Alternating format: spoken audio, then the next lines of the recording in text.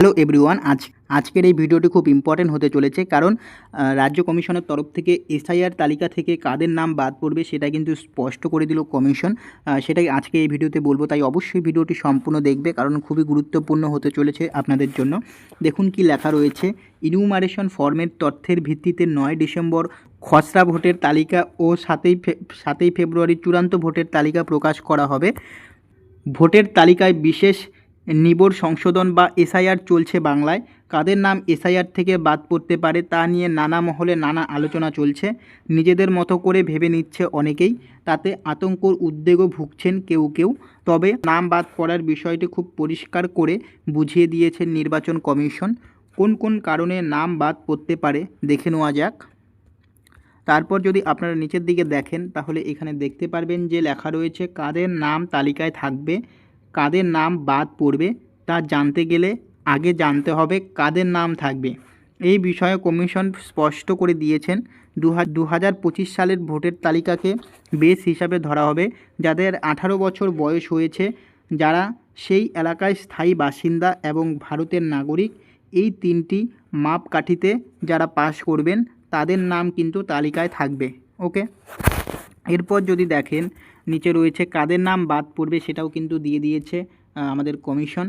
কি দিয়েছে দেখো, যারা মৃত ব্যক্তি তাদের নাম বাদ পড়বে, যারা অন্য জায়গায় স্থানান্তরিত হয়েছেন অর্থাৎ অন্য জায়গায় ভোটার তালিকার নাম উঠেছে তাদের এক জায়গা থেকে নাম বাদ পড়বে, আর যাদের কোনো রকম ডকুমেন্ট নেই অথচ দেখা যাচ্ছে কোনো ভুলের জন্য ভোটের তালিকায় নাম ঢুকে গিয়েছে তাদের নাম বাদ পড়বে।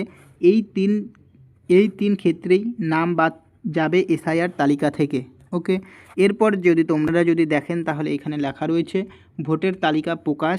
কি লেখা রয়েছে, ইনুমারেশন ফর্মের তথ্যের ভিত্তিতে 9 ডিসেম্বর খসড়া ভোটের তালিকা প্রকাশ হবে। যাদের 2002 সালের তালিকার সঙ্গে ম্যাচিং বা লিঙ্ক হবে না, ইআরও তাদের নোটিশ পাঠাবেন।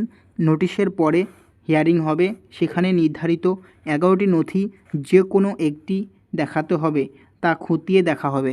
ওকে, এরপর এখানে লেখা রয়েছে ইআরও জানতে চাইবেন 2002 সালে ওই ভোটার কোথায় ছিলেন, তার বাবা মা কোথায় ছিলেন। 9 ডিসেম্বর থেকে 31শে জানুয়ারি পর্যন্ত এই নোটিশ পর্ব চলবে। এই সময়ের মধ্যে হিয়ারিং ও ভেরিফিকেশন হবে। এরপরে 7ই ফেব্রুয়ারি চূড়ান্ত ভোটের তালিকা প্রকাশ করা হবে। ওকে, তারপর এখানে লেখা রয়েছে কমিশনের বক্তব্য, নির্ভুল ভোটার তালিকা তৈরি করাই তাদের লক্ষ্য। নির্বাচন কমিশন এই কাজে বদ্ধপরিকর। ওকে, তো এই আপডেটটা কিন্তু আপনাদের দেওয়ার ছিল। তো আপনারা জেনে গেলেন যে কাদের কাদের এসআইআর তালিকায় নাম থাকবে এবং কাদের কাদের নাম থাকবে না, আমি কিন্তু আপনাদের জানিয়ে দিলাম। আশা করি আপনাদের ভিডিওটি ভালো লেগেছে। ভিডিওটি ভালো লাগলে অবশ্যই চ্যানেলটিকে সাবস্ক্রাইব করবে। দেখা হচ্ছে পরে ভিডিওতে।